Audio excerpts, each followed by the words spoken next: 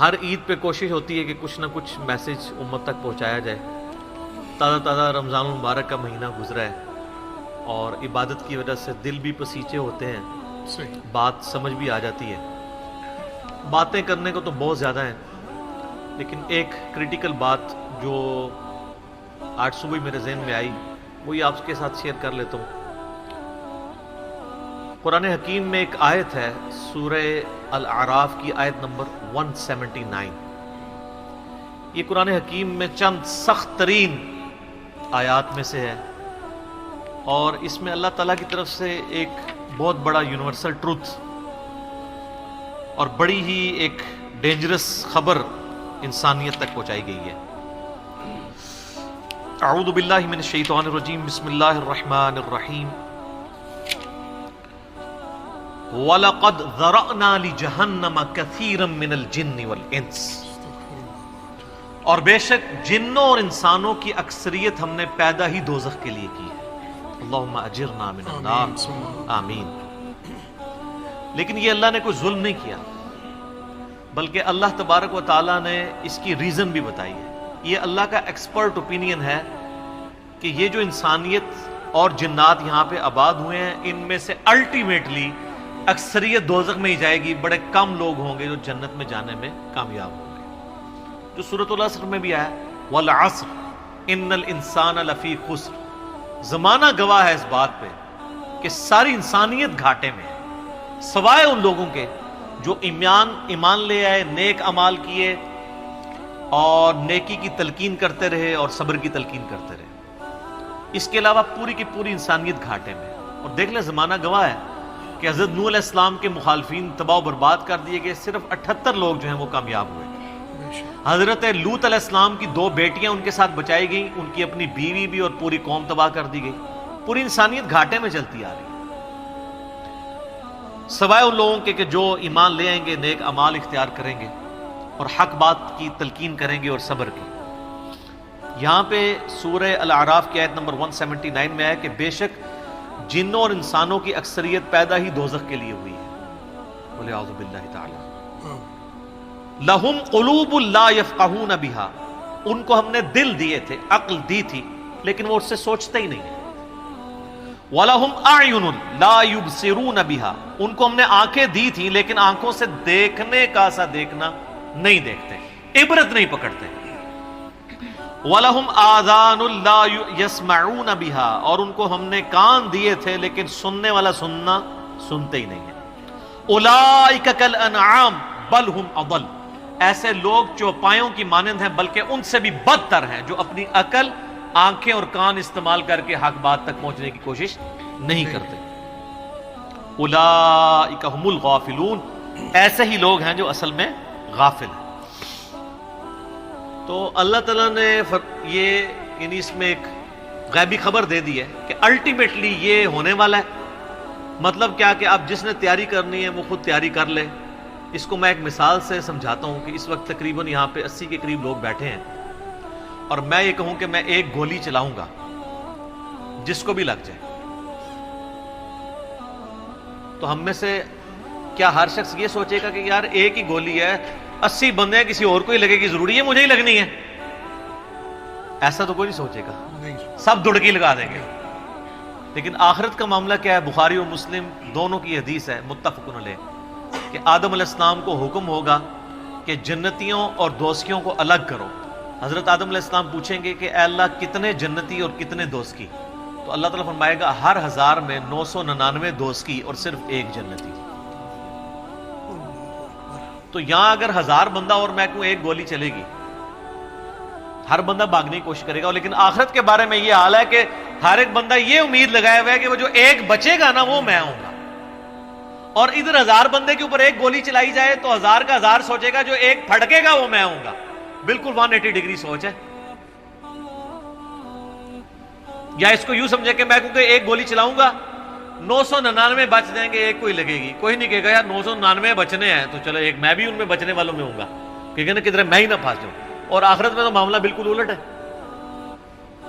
بہت critical issue ہے. انسان کو اپنی آخرت کی فکر کرنی چاہیے, اللہ کو سیریس لینا چاہیے. جو لوگ دنیا میں اللہ کو سیریس لیتے ہیں وہی اپنی اصلاح کر لیتے ہیں، ورنہ اللہ تو بے پرواہ ہے، یقین کریں۔ پوری کی پوری انسانیت دوزخ میں چلی جائے اللہ کو کوئی پرواہ نہیں ہے، پوری کی پوری انسانیت جنت میں چلی جائے اللہ کو کوئی پرواہ نہیں ہے۔ اور یہ جو اکثر لوگ مثالیں دیتے ہیں کہ جی دیکھیں کوئی ماں اپنے بچے کو کیسے دوزخ میں پھینک سکتی ہے، تو اللہ تعالیٰ تو ماں سے بھی بڑھ کے محبت کرتا ہے، وہ کیسے پھینکے گا؟ بھائی اس لیے پھینکے گا کہ اللہ تعالیٰ کے وہ احساسات نہیں ہیں جو ایک ماں کے ہوتے ہیں۔ ماں تو اپنی نفسانی خواہش یا محبت کی وجہ سے مغلوب ہو جاتی ہے، لیکن اللہ مغلوب نہیں ہوتا۔ اللہ تعالیٰ کیا فرعون سے اس کی ماں سے بڑھ کے محبت کرتا ہے جو اس کا باغی ہے؟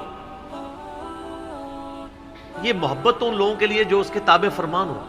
جو اللہ کے دشمن ہیں ان کے بارے میں تو اللہ تعالیٰ فرماتا ہے انا من المجرمین منتقمون، ہم مجرموں سے انتقام لے کے چھوڑیں گے۔ ان کے لیے یہ معاملہ نہیں ہے۔ ہمیں تو یہ بتایا گیا ہے اللہ تعالیٰ ایک بوڑھی نانی اماں ہے جس نے یہ ایک نعوذ باللہ ایک سسٹم چلایا ہوا ہے، اینڈ پہ سب کچھ چھوڑ دے گا۔ نہ، اگر یہ بات ہوتی تو انبیاء کرام علیہ السلام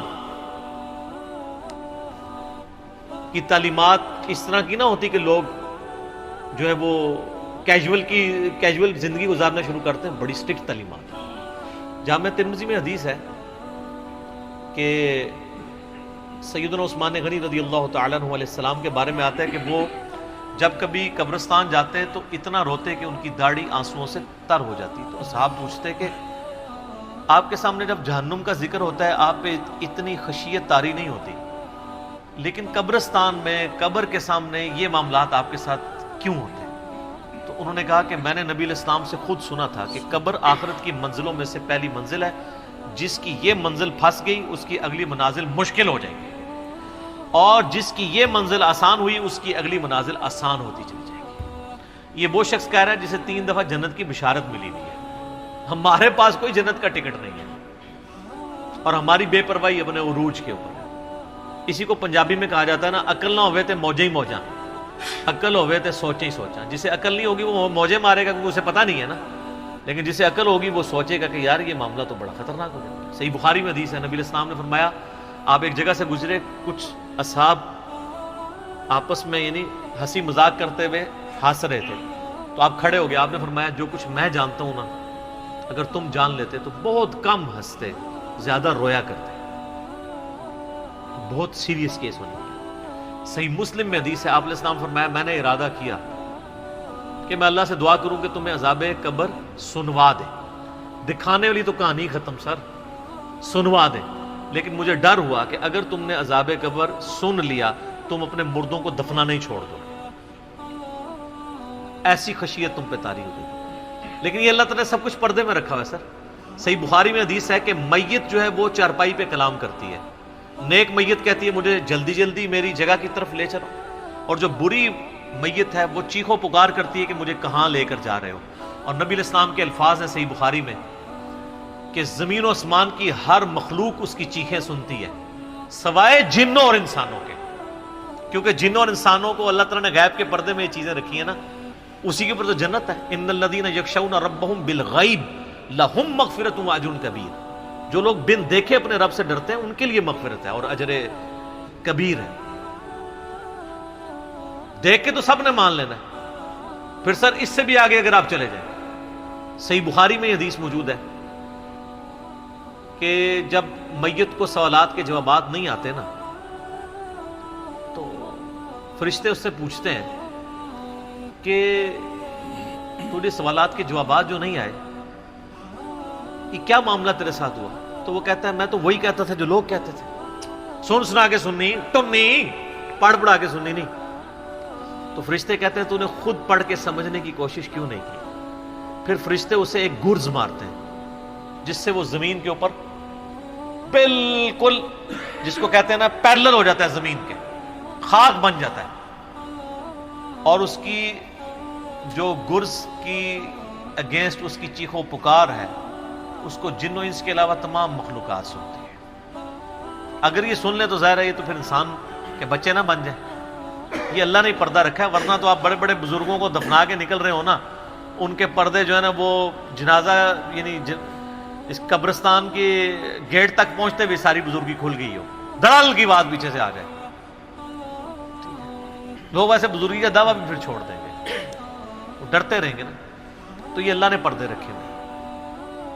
اس عید کے اوپر میں یہی پیغام دوں گا کہ اللہ کو سیریس لیں، اور سیریس لینے کا پھر مقصد یہ ہے کہ یہاں پہ ہمارے سب کانٹیننٹ میں کیا ہوتا ہے، یہاں پہ وہ پی کے والا ہی کام چل رہا ہے، دکھلاوا ہی سارا کے سارا چل رہا ہے. سب کانٹیننٹ میں انڈیا، پاکستان، بنگلہ دیش، افغانستان کے اندر یہ ہے کہ اگر کوئی شخص خدا کی طرف راستہ بھی اختیار کرتا ہے نا، تو زیادہ زیادہ کیا کرتا ہے وہ، کہ وہ کسی کی ماں مر گئی، کسی کا جوان بیٹا مر گیا، کسی کو کوئی بیماری آئی، وہ اللہ کی طرف لگتا ہے تو پہلے کیا کرتا ہے، داڑھی رکھ لیتا ہے، تسبیح پکڑ لیتا ہے، مسجد کی طرف آنا شروع کر دیتا ہے، اور اس مسجد کی طرف جو اس کے محلے کی مسجد ہوتی ہے، وہ ایک پریکٹسنگ مسلمان نہیں بنتا، وہ ایک پریکٹسنگ بریلوی یا پریکٹسنگ دیوبندی یا پریکٹسنگ اہل حدیث اور شیعہ بن جاتا ہے. اگر اس کے محلے کی مسجد بریلویوں کی ہوتی ہے تو وہ ایک پریکٹسنگ بریلوی بن کے سامنے آ جاتا ہے. ہونا ہی چاہیے کہ اب تم خدا کی طرف راستہ اختیار ہی کیا تو سب سے پہلے علم حاصل کرو. انما یخشی اللہ من عبادہ العلماء، اللہ کی خشیت تو اہل علم کو ہے. علم نہیں حاصل کرتے تو جدھر لگے نا اسی طرف چل پڑتا ہے. ہونا تو چاہیے کہ آپ پہلے ہی دیکھیں کہ میں قرآن و سنت کا علم حاصل کروں، میں دیکھوں کہ یار کون سے نظریات درست ہیں، کن چیزوں کے اوپر اللہ تعالیٰ نے پکڑ کرنی ہے، کن چیزوں کے اوپر اللہ تعالیٰ نے فرائض میرے اوپر لگائے. وہ کوئی بھی علم نہیں حاصل کرتا، کوئی جدھر لگا ہے ادھر. ہمارے محلے میں نے بتایا کہ ایک پوری فیملی قادیانی ہو گئی تھی، کہ میری پیدائش سے پہلے کی بات ہے. صرف ان کے گھر اولاد نہیں ہوتی تھی، بچی پیدا ہوئی، وہ والد پہلی دفعہ گیا مسجد میں، وہ قادیانیوں کی عبادت گاہ تھی، وہ قادیانی ہو گیا، پوری نسل ان کی قادیانی ہے. یہ ہماری ٹوٹل تحقیقات ہے.